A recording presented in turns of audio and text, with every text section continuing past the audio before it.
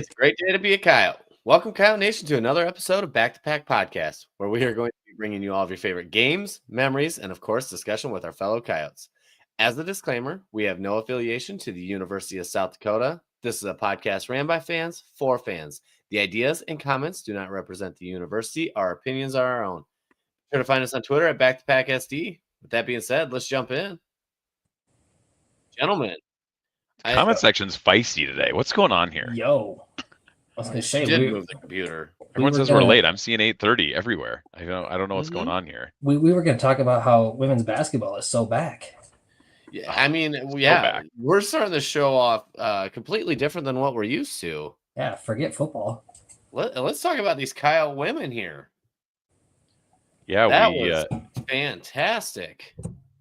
That was a spectacular game, and luckily for us, or for most people, it was on ESPN Plus, so relatively accessible for most fans of football, right? They probably already have the ESPN Plus subscription, so yeah, that's about as electric as it gets. I always have a hard time shifting gears from basketball or from football to basketball while football's still going on, but thank God I flipped it on tonight. That was a hell of a game. That one pulled you in. That was, and for the fans that don't know or have been living under a rock, don't have Twitter or anything, the Kyle women just went down to Manhattan, Kansas, and knocked off the Kansas State Wildcats 72-71 on some amazing basketball. And in my honest opinion, if it wasn't a total ref show, I think we're talking about pretty much a blowout. Man, what a difference a year makes. Yes, absolutely. I was gonna say difference a year makes, and that's the good, bad, or in between. That's the new world of college athletics. We're gonna see a lot of new faces year in and year out. So, but hell of a start for the women. I say seeing us beat these no-name schools at home, guys, doesn't really do it for me. But tonight, I'm looking to buy. I'm looking to buy tickets right now. Like I'm looking at what games I can make here in the near future. All of a sudden, you're pulling that schedule up and going, "How do I get myself to more games this year? I got to figure it out." I'm with you. Exactly. Yeah, I mean, all of a sudden they're sitting there 4-0, and truly, I'm kind of looking ahead at their schedule. It's a very, very favorable schedule now, especially in the non-con. Yeah. I mean, we might be talking about the undefeated Coyote women going into the non-con. So congratulations, ladies. It's fantastic. Keep it rolling. Let's go. All right. Speaking of rolling, we got a big game this weekend, gentlemen. Yes. Huge. All right. Yep. I'm pretty sure Mitch is rocking the wrong microphone. Well, it happens sometimes. There we go. Yep, it is what it is. But we power through the goods and the bads. Yep, that's right. Until we get some sponsors that pony up for better equipment. This is what we got. We're gonna start leveraging it extra hard now. Here we go. That's right. Exactly. All right, let's go ahead and get this show started and the place that everybody's used to seeing us start at. All right, noon kickoff, fellas. Make note. It's not 1 o'clock. It's not 3 o'clock. Noon. How am I supposed to tailgate at that time? Well, you got to get in the car on Friday if you're going to get down to Carbondale. That's right. All right. So, a little Alex's Lemonade Stand update. I found it hilarious that FCS Nation and the Bunnies were talking a ton of smack Wednesday because Chase Mason had taken the lead. And 9 o'clock was rolling around real quick. I knew what was cooking up, especially because I was the one handling all the bids. But I let them have their glory. I let them have their moment in the sun. Because go ahead and flip us to the next slide, Mitch. Bang. We closed out the seats, the plane tickets down to it. Two couples bought 2 tickets each, both for $1,000 a seat. We were able to raise an additional $4,000 for Alex's Lemonade Stand. Man, this is sweet. It's such a fantastic experience. And then everybody I talked to, it was so cool getting all these random bets to roll through. I got bids to roll through. I got to meet and talk with a ton of people, and I was amazed at how knowledgeable everybody was about Alex's Lemonade Stand, because I like to, even if you stop by the tailgate and give me $5 for a few Jello shots, or you spend $1,000 on a plane ticket to go I like to make sure you know what this donation is actually going for and what cause it means. But how knowledgeable everybody was about this cause and already before before I even got a chance to talk to him was great. I think Kyle's really figured some stuff out. So this was the coolest one we've done so far. Allie, Allie says, "Holy cow!" That was that was the beef raffle, Allie. Yeah,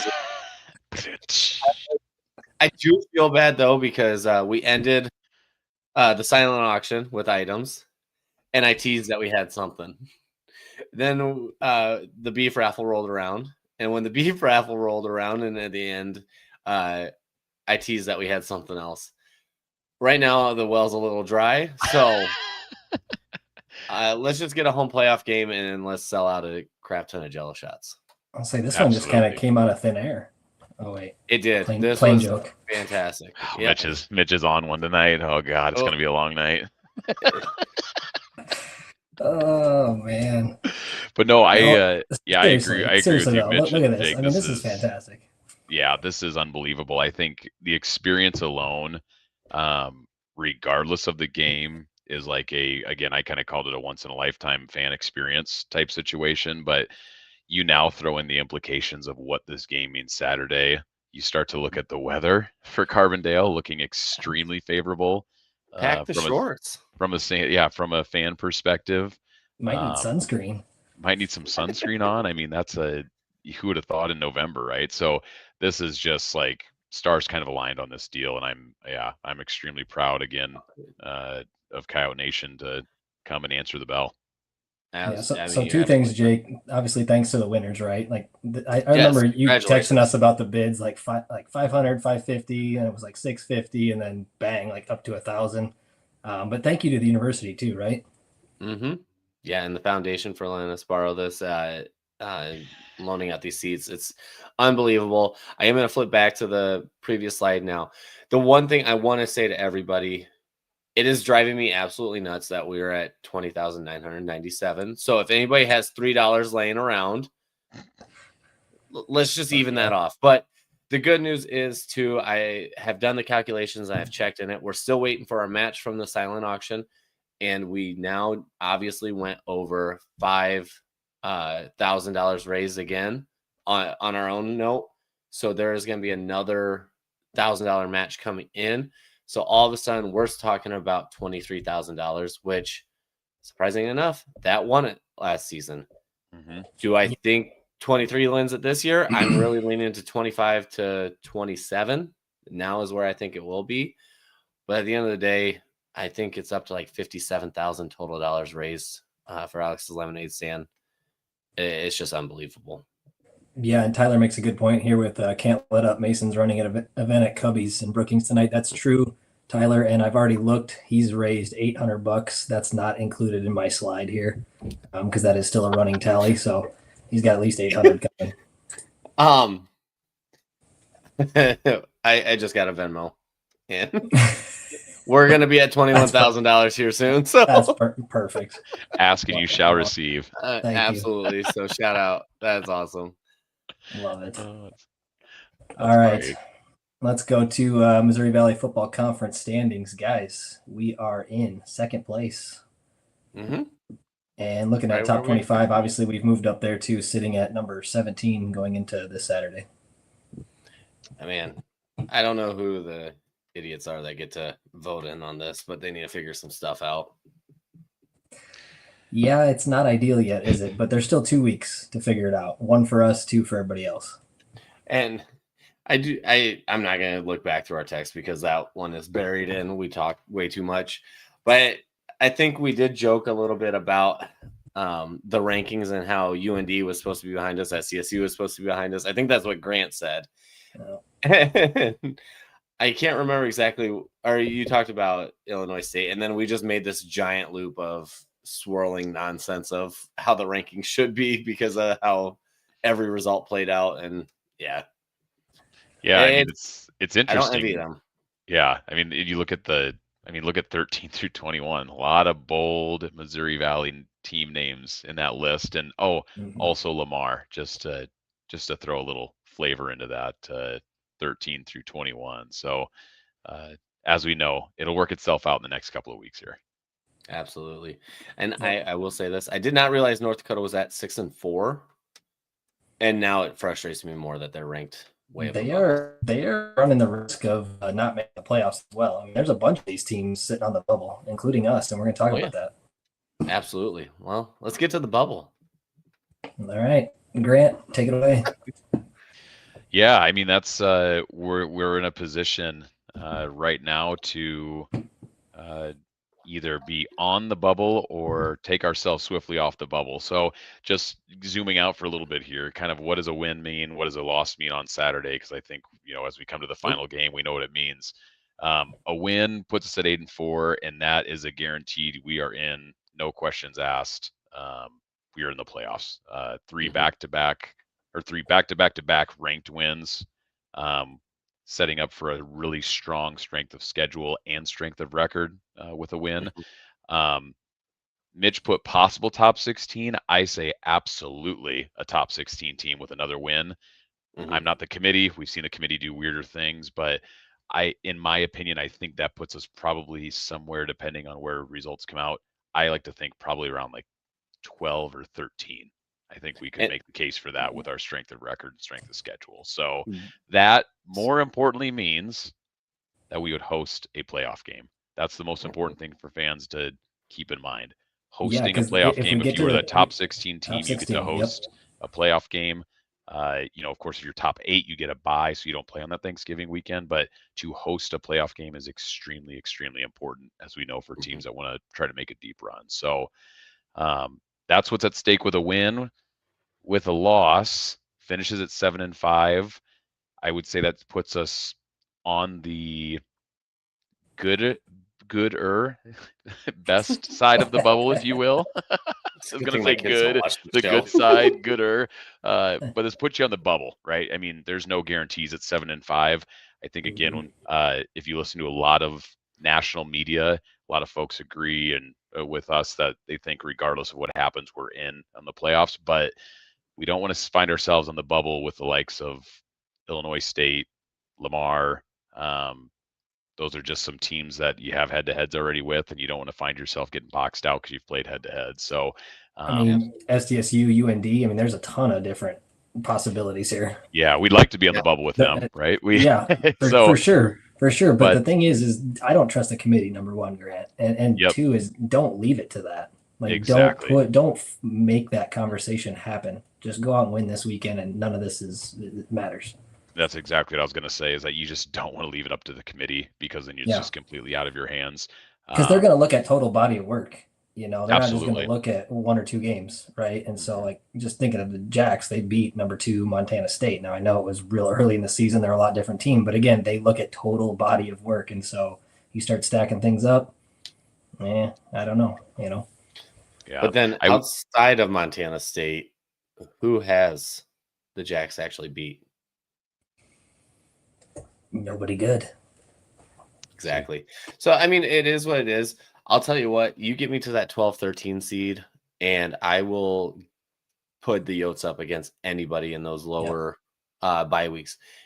Tell me, I mean, at the end of the day, who wants to face the Yotes first in the Dome, coming off a bye week where no one else is getting a bye week? And then also, who wants to face the Yotes after back-to-back ranked wins, 2 in the top 10, 1 on the road against a very explosive offense? Yeah. I mean, there's definitely a lot of implications, but give me 8-4, and I think we'll have a lot of happy Yotes. Yeah, that scenario looks a lot sweeter, for sure. Yeah, and one last thing to keep in mind with this, the kind of zoomed out, making the playoffs, especially making it 8-4, the way this team is built is that we like to play ball control and close games. And as we know, when you get in the playoff, that's a lot of games, is close games. This team's going to be extremely comfortable playing in close games. There's going to be a lot of teams in the bracket that are not comfortable playing close games. And to me, that equates to a team that can make legitimate noise in a playoff run. To your point, Jake, nobody wants to see a Missouri Valley team, let alone a team that's won 3 in a row against top 15 teams. So that 8-4 spot looks awfully, awfully good if we can take care of business Saturday. Absolutely. And then, I mean, obviously these are playoff brackets, predictions here. But give me Lehigh. I'd prefer Lehigh over Tarleton. Just a Yes. personal choice on this one, especially because our luck with Texas teams. But I mean, it's all of a sudden you're looking at a favorable schedule. Obviously, we still have to go up to Fargo for the championship, but then you're really looking ahead. Yeah, this and bracket again, this when is it just came out one. This is just one bracket, right? This is Craig Haley, who we Absolutely. have a love-hate relationship with. But it's fun to start to look at and think about the scenarios. And Grant, you mentioned it. We win. We're in that 13-ish range in terms of seed, and so this is just one potential outlook here to see. And you start to see the teams, right? You can recognize which teams are going to be in because there's a bunch of these that are kind of looking like they're for sure in. So it's kind of fun to start thinking about. Yeah, no, this time of year is always fun with bracketology, as they call it, and I think this picture we're talking about. This is just one example, but this type of picture looks awfully good for the Yotes, in my opinion. Absolutely. Yep, for sure. All right, boys, we mentioned it. Number 17 this week moved up in the rankings. And how about this? The uniform drop today. We get another new piece added to the uniform combo and uniform history of the Coyotes. You get the cherry red helmet with the black face masks, and then white jerseys, black breeches. I believe that's vermilion red, Mitch. Okay, we can go that, I guess. Coyote red to me, Pantone 186C. Look it up. There you go. That's a little. Now you're a little. Vermilion now Mitch tanager is red might be just a specific. little different. If you want to Mitch get just super, got dunked on Jake. Say don't super challenge my specific. color Hey. palette knowledge. Hey, So no, I think this is really cool. That little promo or the little highlight video from practice with them in these helmets ran. They're a sharp looking helmet, and it's something we have not seen in a long time. I do remember them running it a couple times, but this is something new. haven't you been asking for this specific combo, by the way? No, it's a white helmet, red face mask. Oh, okay. For some reason, I thought you've been asking for the red black combo, but Here you go. There you go, Mitch. right, 186C. Look it up. True fans know Pantone colors. But what's the hex and RGB colors? That I do not know. Okay. See, I'll work on that next. That'll be next. Hey, I that'll will be say the with this opening for our next show. with this combo, love the red helmet with the black face mask. Some point might probably it could be this year, but red with black face mask with black. So red helmet, black jersey, black pants with the black face mask. Yep. That would be nice. I think that actually that's a great combo for a home playoff game. Now, I'll one up you on this. The red sticker for the black helmets on the white helmets. Oh, okay. Yeah, the alternate logo. The big yoke. I hear you. I see. And numbers. Yeah, numbers on the On side the white there. helmet, you said. On the white helmet with a red face mask. No. See, I like the red helmet with the all black. That's what I want the most. The black face mask just tease it up a little bit. That's just this for one me, looks though. really good because they went black chin strap too. I mean, everything's just tied in real nice here. So, yeah. And this is what everybody came here for: the breakdown of uniform combinations. And Pantone colors. Look good, play and good. Pantone colors. I know Coach Johansson didn't care when we mentioned it when he had him on, but I care.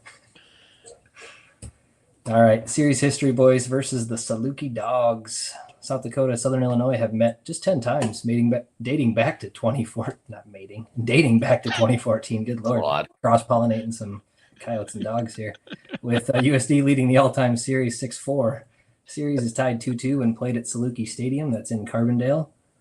Guys, this one I highlighted. The Yotes have won 3 straight games in the series, having not lost to the Salukis since SIU spoiled our playoff run 22-10 back in the Dome in 2021. This game you remember that one? Yeah, I remember that one. So. We were all so annoyed that match was lined up. That was gross. That was that I could go on a tangent to getting lined up with Youngstown getting a Grant rant here. I was getting lined up with Youngstown for a 9th Missouri Valley game. That's what happened that year, right? We didn't play SIU, so congratulations on making the playoff. Here's another Missouri Valley team to play. Didn't care for that. Nope. That could be a Grant rant. But anyways, I digress. Yeah, and then the bottom one here, guys, South Dakota has won 3 of the 4 games where the Yotes were ranked when playing SIU. All 3 wins have been regular season meetings, 17, 23, and 24. So, again, we've taken care of business recently. Last year, we know they were without quite a few players that were hurt. You're going to get Jake's rant. Just chill. Just chill. This is a much better team this year. I'm going to start with that. Yes, it is much better for sure. There was not nearly as many injured as everybody leads on for some reason, but 42-10 or 42-7, definitely expect a different outcome in this one. But hey, look at that, 70 degrees. I will say too, outside of the normal Dakota schools, over the past couple of years, this SIU game has started to feel like there's a little extra juice compared to some other conference games. You guys agree with that, or maybe that's? Yeah, no, I agree. And I think maybe it's part of because the programs are pretty even as far as just where they're at in their FCS life, their history in the FCS and kind of where the programs are at, and just based on recent history. I agree. I think it's pretty even, honestly. It feels like we're almost carbon copies of each other. Yeah, a little bit. Carbondale copies, even. See, there you go. Sneaking another one in there. You caught it, though. All right, game 12. Game 12. Noon, kickoff again, noon, not 1 o'clock. ESPN Plus, we got Larry Larson and Pat Poor. Never heard of that guy. Taylor Lawrence, sideline. Or maybe a gal. I don't know. We'll find out. But weather at kickoff, guys, we mentioned this, 70. Southwest, 10 to 20 miles an hour. That'll be interesting. Could play a factor in the passing game a little bit. Those winds start gusting, around 1, 2 o'clock later in the game. Yeah. No, I'm ready for the game to start. And if you don't want to listen to Larry, Pat, and Taylor, flip on the Varsity Sports app. Yep, get that Coyote Sports Network. All you gotta do is Varsity Network app, search South Dakota Coyotes, and South Dakota, and should pop up. They'll be on, and you can actually get in the app an hour early to hear the pregame show even too. So I highly recommend it. John and Gary, I think we say it every week, but they do a fantastic job, and they're worth listening. And then you can actually use Sync My Game, I believe is what it is, to get play-by-play on the same as what the actual TV is showing. Have either of you guys ever tried that, by the way? Because I've always wanted to. I just have not. I have not. Mostly, it's more I'd like to listen to it on a speaker, and I've never really had my speaker with me. I just have my phone. I've tried to manually sync it up, and it's kind of easier said than done doing it that route. So I've always wanted to try the Sync My Game, but I've never actually done it. All right. Let's go, boys. Matchup preview. Here we go. Star players for the Salukis. Quarterback number 1, DJ Williams. Basically, they go as he goes. Best wide receiver number 2, Vincent Davis. And then on defense, linebacker number 33 in the middle, Shug Walker leads the team in tackles, which is interesting, guys, because Chris Presto is actually the Alex's Lemonade Stand representative for them, and he is supposedly their best player on defense, but is not leading the team this year in terms of statistics. So I found that interesting. In statistics, or yeah, just in statistics. Yeah, he's not leading the team in tackles and stuff like that. So I thought that was kind of interesting. But in the middle, you see their schedule. So we'll start with that. Yeah, with it, I do like to take a look at schedules. That definitely is a telling sign of kind of what to expect with them. In reality, you take a look at this and tell me where the excitement is. I'm with you, Jake. I've been looking at the schedule all week long, and it's kind of perplexing, right? Like, we know they have good players, they have a good roster. I think DJ Williams is as good as any quarterback that we're going to see all year. Overall athlete, but you look at the schedule, there's no quality wins on the entire schedule. That's just the reality of it, right? They've beaten 3 of the doormat Missouri Valley teams this year, right? Indiana State, who can't beat anybody except for one team. I can't remember who they beat, but Northern Iowa, Murray State. These guys are bottom of the bottom. And then the out of conference wins are really bad SEMO, a very average UT Martin, and then a Division II school. So it's crazy, Grant, because they started the season so well. And I know they didn't have tough competition, but they hung with Purdue to start the season. Right. And even then, fast forward all the way to last week, they were up 24-7 on Youngstown State and blew the lead and then some. They're allowing 48 freaking points. So I agree. This is an interesting team. It's tough to get a read on like who they really are. And to your point about not quality wins, they need these next 2 weeks against us and Illinois State to sniff the playoffs. Like that, there's no doubt about it. Yeah, Now- that's the one thing. They're as desperate as they come, right, for wins because one, they have that Division 2 win, which is Correct. it's a throwout, right? Yep, that doesn't count. So they only have 5 FCS wins, and to that point, against all really poor teams, right? We're talking sub top 100, outside of the top 100 type wins. So if they can pull off 2 wins, they're still not guaranteed in, right? They would have basically 2 quality wins, but to that point, they will be playing for their lives on Saturday, which is always a dangerous team, but so are we, right? I mean, that's the mentality that coach has been talking about all week long. That's the point I wanted to make, is because they're going to be desperate. So I would expect some stuff that they haven't put on tape, meaning some trick play, stuff like that, because they're going to leave no stone unturned in this game because they have to do anything and everything it takes to win this one. Yeah, absolutely. Yeah, I'll say it too. First and foremost, yeah, that this is an important piece. Mitch filled us in on this. I haven't had a chance to listen to it yet, but with DJ, sounds like he's hurting up a little bit again, and where his game comes from is his ability to run and improvise. So that, you're hurting, you don't want to take those shots. You're not going to get outside the pocket. And then kind of goes back to your forecast of a breezy day. It could make some things interesting. Vincent Davis, I will say, went into the portal last spring, eventually coming back. Interesting. I was rooting for him to leave because I did not want to face him again. But with that matchup, he's one of the best wide receivers in the Missouri Valley. I could probably list 2 others that are better, but that's about it. Yep. And by the way, they have another good one who's kind of 1A, 1B, Jay Jones. Yeah, exactly. Yeah, he's stud too. That makes it interesting for what my next point. Now, Rulian RJ Stewart, I think we finally found his confidence, and he's looking really good.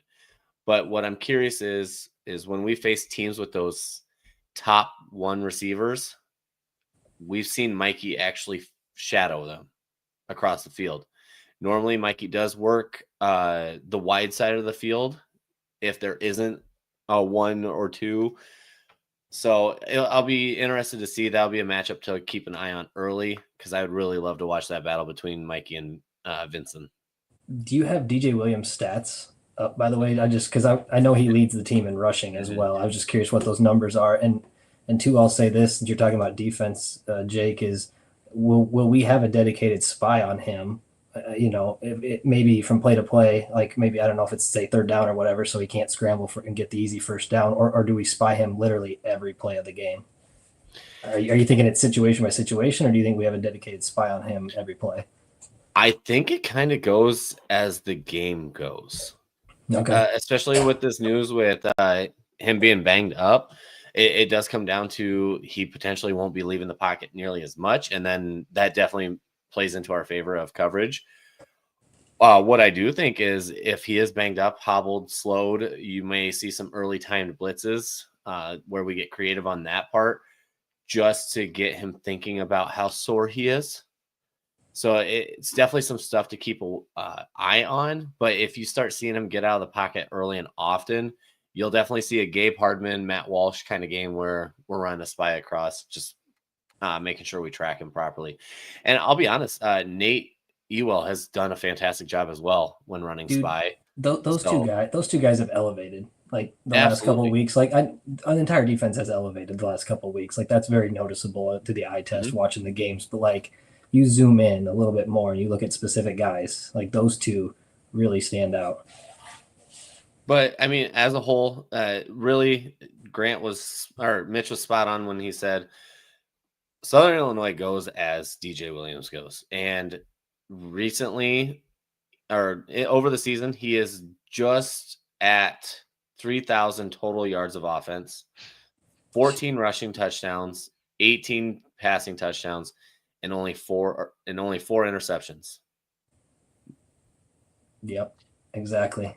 Everything goes through him, which the quarterback typically is your best player, but when he's literally their entire offense, rushing and passing, that's a difference maker, and that's really the X factor in this game is how well we contain him. You're not going to shut him down. Like they have a prolific offense, they're going to score points, but how well can we contain it and limit the damage, limit the explosives, is really where I think you start talking about winning in the margins here in this game. Yeah, absolutely. And one thing to keep in mind too is we talk about the rushing attack with DJ Williams. This is not a quarterback who's just manufacturing his rushing yards off of scrambles and improvisation. They're putting together run design plays for DJ Williams, right? I mean, he has 109 carries on the year, which is what 40 more than any running back that's on the roster. So very unusual, but coach made a point to say that this week. It's like, this is not just I'm going to pass and then, no, I'm going to scramble and I happen to be really good. No, they're designing runs for DJ Williams. So again, another, call it Chase Mason type situation here. You run a guy that many times, he's going to get banged up by the end of the year. So to hear that he's kind of banged up and hurting here in mid-November, not shocking the way they use him. Yeah, absolutely. And I'll say this too, just so everybody can feel better. Do not be frustrated when he scores his rushing touchdown. He's probably gonna get one. He'll probably get one. Yeah, he's gonna get one. But yeah, actually, I want to pull this one up. I do like this take. I don't know if you could boil water with this hot of a take. That's a good. Not that hot, right? That's a great one. But it is a good guys. point. They had so much potential, and I was super high on this team because they had the pieces, but like the defense has just not shown up. In a lot of their games, they give up a ton of points and a ton of yards. Which is shocking because Southern Illinois has usually been that defensive battle. Everybody talks about, I remember when we had our come up season 2 years ago, we went in and won 14-7. This is typically just a grinder of a game, and it is the team that can be the most mentally tough. For sure. So, and that is the other. I think that's the biggest knock when it comes to DJ. Is when he gets rattled, it is a complete mental game for him, and it leads to mistakes, issues within the game that can really be detrimental to the team and the performance. How about let's flip it, guys, to the Coyotes. Let's focus on us for a second, and I want to start by just saying we can't have a hangover from the big rivalry win, and then the other piece of that, obviously no letdown, but then the other piece of that is just road woes. Like we've won road games, but we haven't looked very good in those games, and so we have a lot of momentum now. So can we finally put it all together on the road and have a really good showing in what is our final regular season game? Yeah, I mean, I fully expect there's a new type of swagger within the facilities. You're hearing it in the interviews, whether it's Aiden, coach, or any of the one-off players as well. There's a newfound swagger. There's newfound confidence. People, the young guns, as like Aiden was mentioning, they're seeing the fruits of their labor show up. They're seeing the conversations. I don't think they want to give it up.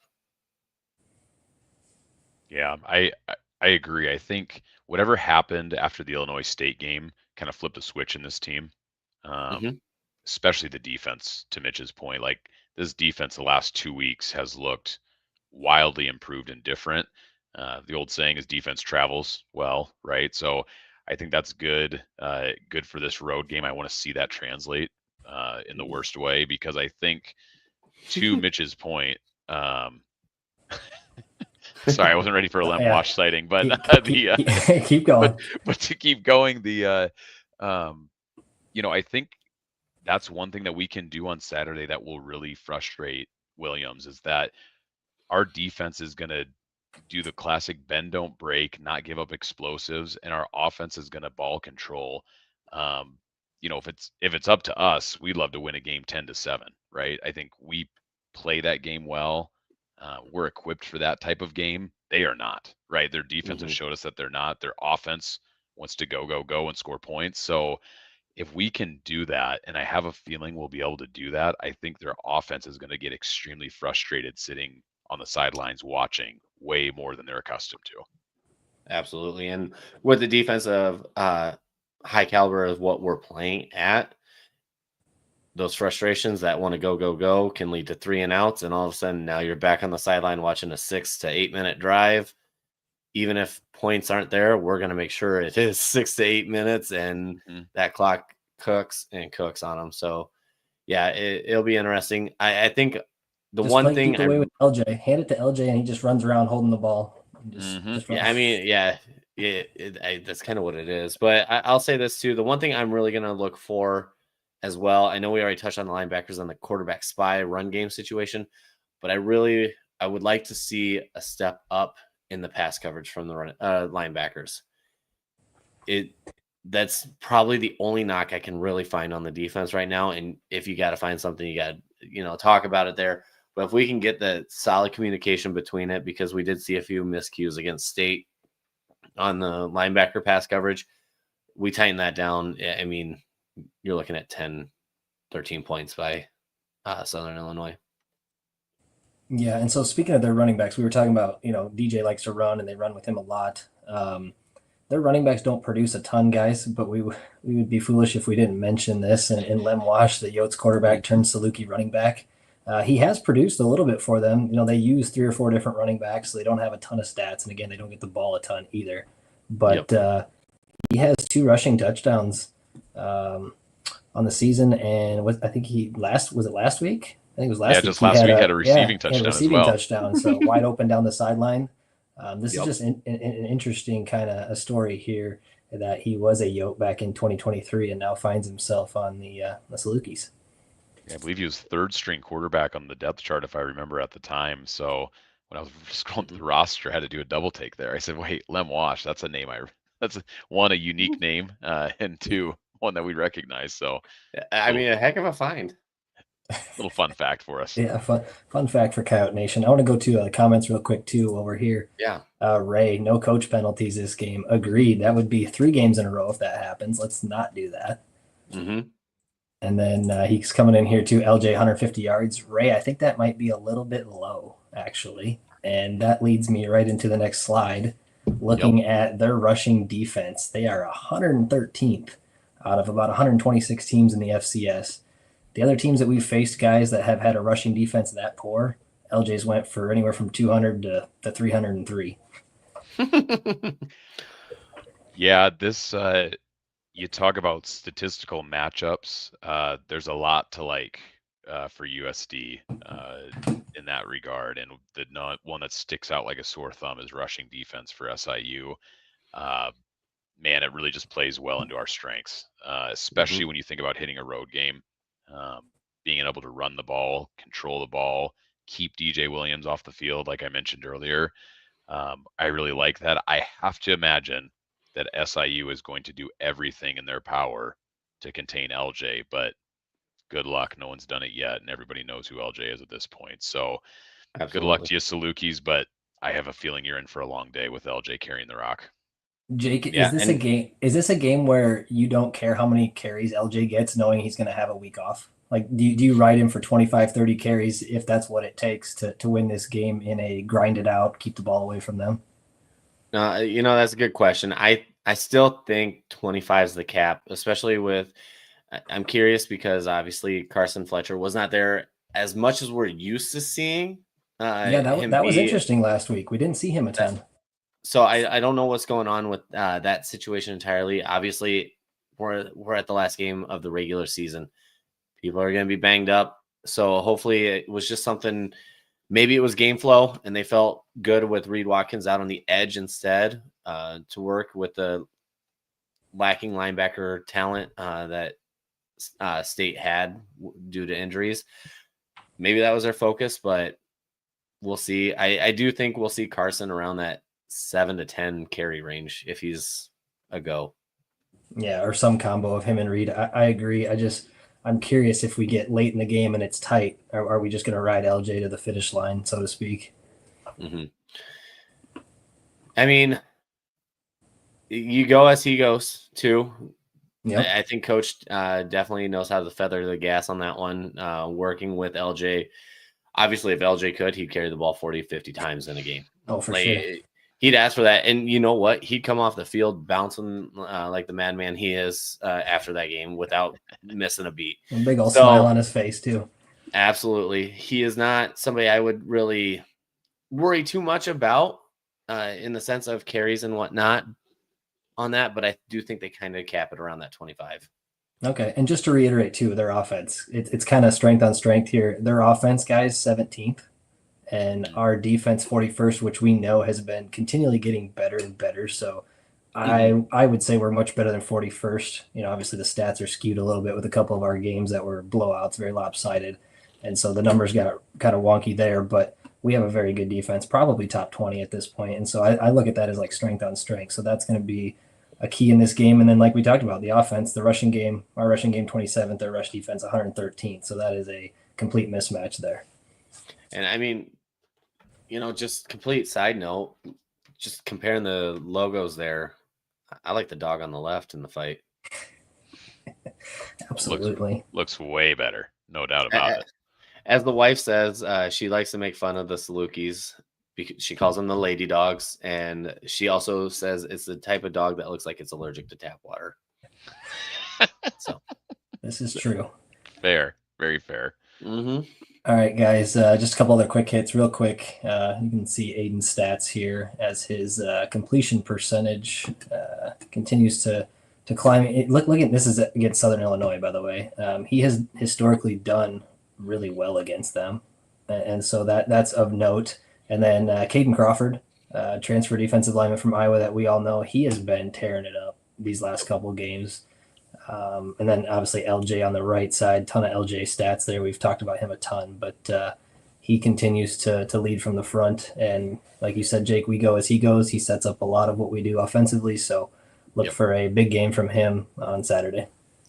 And I really appreciate that you brought in Caden Crawford here too, because that is actually somebody that you definitely want to talk about too when it comes to DJ. A big thing that scrambling mobile quarterbacks like to do is they like to get outside the pocket and work to the sideline until they find a crevice and then go up. Yes. Well, if you can utilize Niall, Caden, Carter Hooper, and control that pocket and make it wrap around him, keep contained. Well, that's gonna funnel him right up into Gabe, Nate, Matt, right there as he comes out at the top of the pocket. It'll be a huge factor for the DN. Really need to get them to fire up. Yep. Grant, anything else on this? I just want to say he mentioned, or he has 3.5 sacks in the season, which leads the team. But anything other call outs, Grant, besides what you see on the screen here? No, I don't think so. I think we talked about obviously LJ's going to be leading us, but again, Bauman, Aiden's been so efficient over the last really 3-4 weeks. I expect that to continue. I don't know that we're going to have to lean on a heavy pass game from Aiden, knowing what we know about their rush defense. But I think we're going to see another super, super efficient game from Aiden. And of course, him kind of leading the way, checking into different things, putting us in a good position. So I'm excited to see what Aiden's going to do on Saturday too. Yeah, two things real quick with Aiden. One is you lull them to sleep. If you run, and if they stuff the box, you can hit them over the top with Fenner. Mm-hmm. And I think we're going to take those deep shots anyways, because I do think, I don't know if we'll have to even lull them to sleep. I think they stack the box with 8-9 guys, and we're going to have some opportunities one-on-one down the sideline. Give me Fenner one-on-one against any corner, especially press coverage. Yep. I think that's all on the table, and that's where you're going to see Aiden have his typical day here. Yep, exactly. All right, let's go to lines for entertainment purposes only. Sagarin, guys, SIU 133, USD 133. Couldn't get a whole lot closer there. Reddit FCS, they like the Saluki Dogs -5. FanDuel, guys, FanDuel has been super slow this week putting out lines. Yeah. Actually, Mitch, I just pulled it up as you were pulling up this slide. They just put the line out. Finally. when I say just, I checked about 20 minutes ago and it wasn't there. It's now there. Southern Illinois -3.5. Okay. Oh, okay. All right. Well, The you opening one line. of you guessed 2.5, so kudos to you. They're real close. So all right. So we got that, and then Massey guys flips the script. USD -3 in a 27-24 ball game. I mean, as even as possible. Definitely favors the home team for the most part. So it'll be interesting. Yeah, if you're into sport betting lines, usually the home team gets a default 3 points. So take that for what it's worth. It looks like Sigarian's on it. This is going to be a super competitive game. I think everybody expects that to be the case, and I do as well. So Saturday's going to be a lot of fun. Yeah, absolutely. All right, we got some picks coming into the comments already. They're ahead of us, guys. But here we go. The pick segment sponsored by the Carney family, the best sports fans any team could wish for. Pat, by the way, and for anybody else listening, your sponsorship's running out after this week with the end of the regular season. So we're looking for something here. If we're gonna make the playoffs, we gotta keep the show going. So we need a sponsor to step in and fund us. Mitch has got your invoice in the mail already for the postseason. Yeah, no, he's been fantastic to work with, fantastic to tailgate with. Oh, that's great. Love everything that's transpired with this season with the Carney family. So appreciate them. And with that, man, the Carney family coming in 24-14 Coyotes. Like it. That's a very nice score. Keeping that prolific offense to 14 would be very nice. Tyler, pony up, Pat. Yeah, I agree. Stick another quarter in the machine. Let's go. All right, Jake, go ahead and put some other scores up here while I think about what I'm going to do. I'm going to scroll through real quick just to make sure I didn't miss any up above, but be sure to throw yours in there so we can cover it. But we'll start with Matt, actually. Kogel, 24-13. So very close prediction before. Yeah. Nice. Very specific, too. LJ hat trick. Just missed that against the Bunnies, by the way. Yep. I almost called it via meme. If you guys remember the meme I put out there, but yes, I was really hopeful we were going to hit that. I wanted it badly. Just so you not for LJ to get 3, but just so you could post a meme. That's right. Exactly. All right. So next up, we got Ray, 35-21. A lot of points. Yoke Fan, 27-21. Carter here at 31-21. Hey, that looks familiar. Yeah, at the bottom here. And then James and Lauren here at 42-21. Wow. Give me that score. That would be we're cooking with peanut oil right there going into the playoffs. That type of score. I was gonna say that type of score would put the entire FCS nation on notice, and everyone would be real scared to see the Yotes in the postseason. So honestly, that would scare me because I don't remember the last time we put up 40. That's when we played Drake. No, there you go. Just treat them like Drake. Murray State. Oh man, D-Days. Yeah. With that, I think you'd also talk about going from that 12-13 to maybe even talking about number 10. So style points do matter, by the way. We haven't had a this ton time of year. This year. Yep, this time of the year, style points absolutely matter. There's no doubt about that. Yeah, there's probably some recency bias there with the committee. So last one here, we got Mr. Kirch coming in hot, 31-21 Yotes. Seeing a trend. I'm seeing a trend. All right, I'm going a little closer than some of these predictions. I'm going 28-24, the Yotes. Love that. Grant, what are you thinking? Yeah, I've got I've similar but a little bit lower scoring. I've got us 24-21 in a tight one.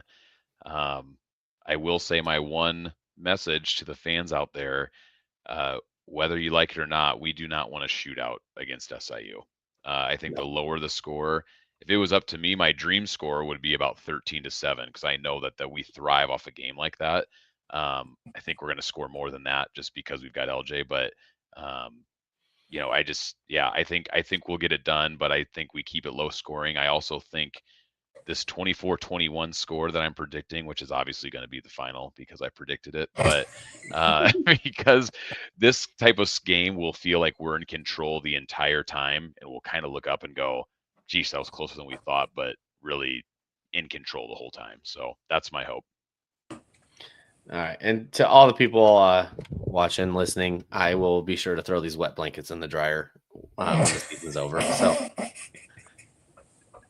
What's the problem? They're full of melted snow from last week. I guess. think that was rabbit tears. That too. And you know what? I like where the crowd's at tonight. Actually, I think this is the same. This is the most we've ever seen of the same prediction score. Grant and I didn't get this memo, by the way. Yeah. Yeah, 31-21, which I'm all for that. I love that. I love that score. Give me a stress-free game, dang it. None of this cardiac coyotes crap. I didn't stress at any of the games. Whatever. I call BS. The guy who's bright red screaming at the top of his lungs, not stressed out, I bet. Oh, no, that's how I get all my stress out. I get all the anxiety out. One more in the comments here. There it is. That's the game we want. That's the game we want. It wouldn't feel good, but that's the game SIU is dreading. They do not want that game. Nope. Now they're looking to score. They're looking to score 30 plus to have a chance. Mm-hmm. So we got to ask: is that a last-second field goal, or did they score a touchdown to make it look closer towards the end of the game? Because that definitely determines a lot of things right there. Yep, definitely impacts the feel of that score for sure. Mm-hmm. But at the end of the day, 131 to 133 on the rankings, 17 to 14 should be right down that alley then. Expect it to be tight. It wouldn't be any other way with us and them. Absolutely. Unless all these players are injured. Unless half the team's injured, then it's a blowout, 42-10. All right, boys. This is a big one. Need it. Got to guarantee a spot in the playoffs, like we mentioned. End the season on a good note. Go in, get a week off, get rested, and heal up for what very well could be a home playoff game in the Dome with all the fans rocking, and we'll go from there. Yeah, give us a W, and you'll sleep good on next Sunday. Talk about a win on Saturday makes that next Saturday the most stress-free Saturday. So I am all in for that. Absolutely. Perfect. Hey, Ray's going. Ray will be there. Yeah. Way to go, Ray. Way to represent. And thank you for bidding, by the way. I know it didn't end in your favor, but appreciate you. All right, perfect. One last slide. As always. Let her rip. Oh. I don't see it. It's dead. Oh, no. All right. We'll see what as we do. I got it. There you go. We'll throw it. Well, go everybody Yotes. Throw it up at home instead. Go Yotes.